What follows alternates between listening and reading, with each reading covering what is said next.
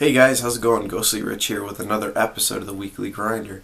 So, today, what I'm going to be talking about actually, it's a little close to home and it hits other areas which have happened throughout last year. Of course, we heard about the Amanda Todd thing, and today we're going to talk about suicide. It's a big thing that's happening a lot right now because of, well, marriage ratio the way it is, lots of breakups happening, company failure, people getting laid off.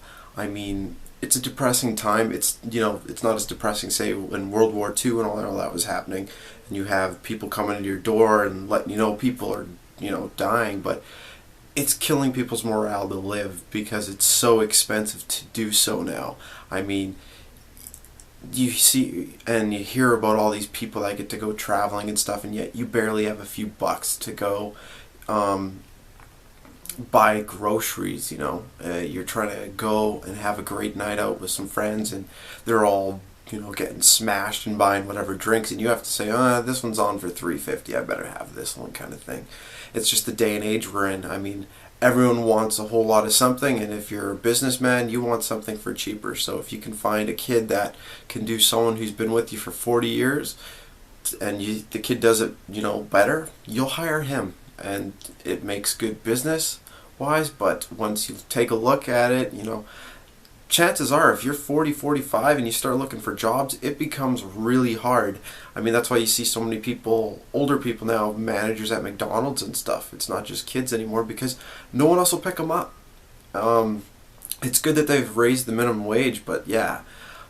And a lot of people are saying, well, why are you bringing up financial stuff? Financial is huge when it comes to depression, and also, if you're a chronic depressant, usually you find this out when you're younger. Like, I found it out majorly after my brain chemistry change, and say when you're turning 12 and you're like, whoa, what's going on down there?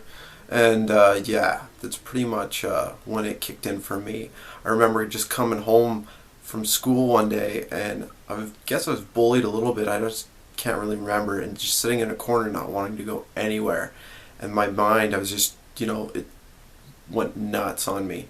And I just had to slowly go through with it. And I remember I used to always have friends saying, are you alright? Like, because I was known even when I was younger to daydream a lot. And it's even worse when you're alone because, you start thinking of crazy thoughts. Anyways, and it's alright when, in a business perspective, because when your mind's racing like that, it's, you have so many thoughts going through your mind, and you have so many ideas, so you can imagine things that other people can't even fathom. So you're like, oh my god, I can see this building before it's even built, and you get it on paper. People are like, wow. Or you explain an idea to somebody, and it's like you have it all mapped out in your head. You really do. Other people try to call this ADD, and they'll give you fucking pills and Ritalin and everything else for it. But to tell you the truth, it's really, it's cool to have, just because it's almost like a superpower. You can think really quick, and you have all these things going through your mind. Of course, it makes it harder for learning, because then when the teacher's trying to teach you something that you don't want to learn, you're like, turn your brain off to it. Whatever, I'll think about something I want to do. So, that's why I find it hard to read a lot of the times, because I like to adventure and do things, and do hands-on. But like I said, there's also the cons to this, and like any superhero, there's always a weakness. When you get into that depression mode, a friend passes away, a friend commits suicide, anything like that, or a bad breakup, your brain goes into this mode which is horrible, and you all of a sudden start thinking really bad things. The best thing I can tell you from experience, from a guy that's had a gun in his mouth to everything else, the best thing you can do is get your mind out of that mindset. Now, I make it sound easy. It's not. You're going to have to, if you're going through this, go and, if you need to, make a new set of friends. It sounds really hard, but to tell you the truth, it's getting out there, going out with the friends you used to hang out with and meeting them. And while you're hanging out with them, even if it's at a pub, they'll usually bring friends along, and you make friends that way. That's how I've made all my communications, pretty much. It's just friends of friends, and you just continuously do that. Now, this is hard after a breakup because, of course, some friends are with her, some friends are with you, but a lot of the times friends don't like to be in that situation. So if you call them up and say, hey, let's hang out, they don't really care as long as you don't start bringing her up. So that's my biggest one for you, is just, get out there and start talking to people. Don't stay cooped up in your room. Stay active. Second thing, if you're old enough or anything like that, start working out. You think I'm joking. I don't care if you're fat or if you're already really fit. Don't stop working out.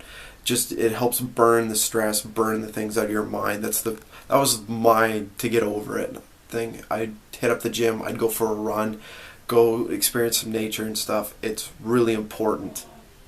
Another big one for you is to watch the medications that you're taking. Doctors love to throw you all freaking sorts of pills and potions.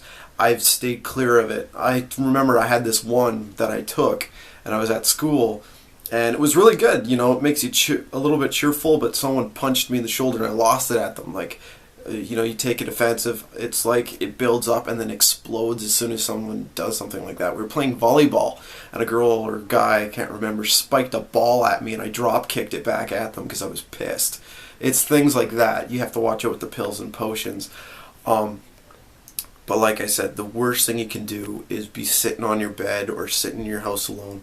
If you want, take up a beer league. I don't mean like start learning how to drink. I mean a beer league as in, if you want to, start playing baseball with a bunch of folks. If you want to, start playing hockey with a bunch of folks.